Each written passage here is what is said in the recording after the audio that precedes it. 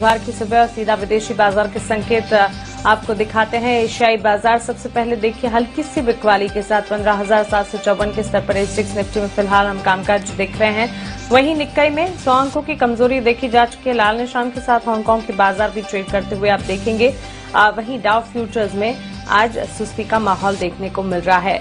लेकिन बीती रात अमेरिकी बाजार की अगर बात करें, वहां पर भी एक सीमित दायरे में ही कामकाज देखने को मिला। डाउ करीब 30 अंकों की गिरावट के साथ क्लोजिंग दिखाते हुए तो नैस्डैक में 40 अंकों की बढ़त के साथ एक रेंज में पूरे दिन ट्रेड देखने को मिला। लेकिन विदेशी बाजार के संकेत, कौन से ट्रिगर्स है जिस पर आज हमें फोकस रखना है और क्या कुछ अहम है ग्लोबल मार्केट्स में, जान लेते हैं दीपांशु भंडारी से। दीपांशु, गुड मॉर्निंग, बताएं। Good morning Mansi. थोड़ी सुस्ती के संकेत आ रहे हैं या फिर कह सकते हैं कि लगातार दूसरे दिन हम थोड़ा कंसोलिडेशन देख रहे हैं। जहां तक ग्लोबल बाजारों का सवाल है, चीन से कुछ इन्फ्लेशन डेटा भी आने वाला है, बस कुछ ही देर में आ जाएगा, तो वहां पर भी हमारी नजर है। इसके अलावा आप देखें तो आईएमएफ ने ग्लोबल ग्रोथ अनुमान बढ़ाया है। साल 2021 के लिए 4% से बढ़ाकर अब अनुमान 5.6% कर दिया गया है। और जो अगर आप कुल ग्लोबल जीडीपी का साइज देखें तो उनका अनुमान है कि साल के अंत तक प्री कोरोना लेवल से सिर्फ 2% ही नीचे रहेगा। तो यानी कि लगभग साल के अंत तक का अनुमान लगाया जा रहा है कि ग्लोबल इकोनॉमी में ऑलमोस्ट पूरी तरह रिकवरी हो जानी चाहिए।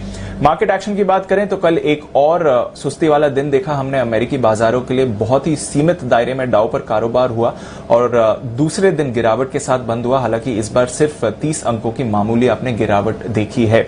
आईटी शेयर से सहारा मिलते हुए दिखा एक बार फिर से। बॉन्ड यील्ड पे दबाव है, 1.53% तक 10 साल की बॉन्ड यील्ड फिसल चुकी है।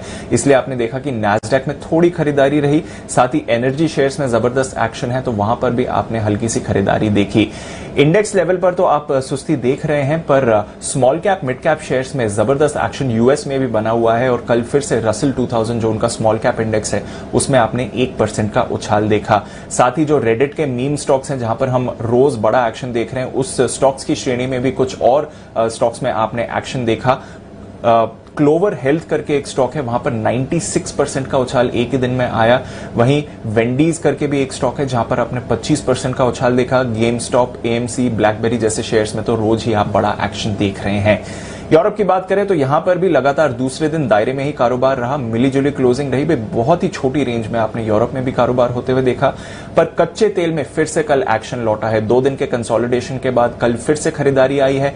ब्रेंट वापस $72 के ऊपर गया है और WTI ने भी $70 का स्तर छू लिया है। इसके अलावा गोल्ड पर नजर डालिए, थोड़ी सी कल बिकवाली हुई, वापस $1900 के नीचे आया है। डॉलर में आपने हल्का रिबाउंड देखा है, बट ओवरऑल थर्सडे को आने वाले हैं यूएस के इन्फ्लेशन डेटा, और उससे पहले थोड़ा मार्केट कंसोलिडेशन मोड में है।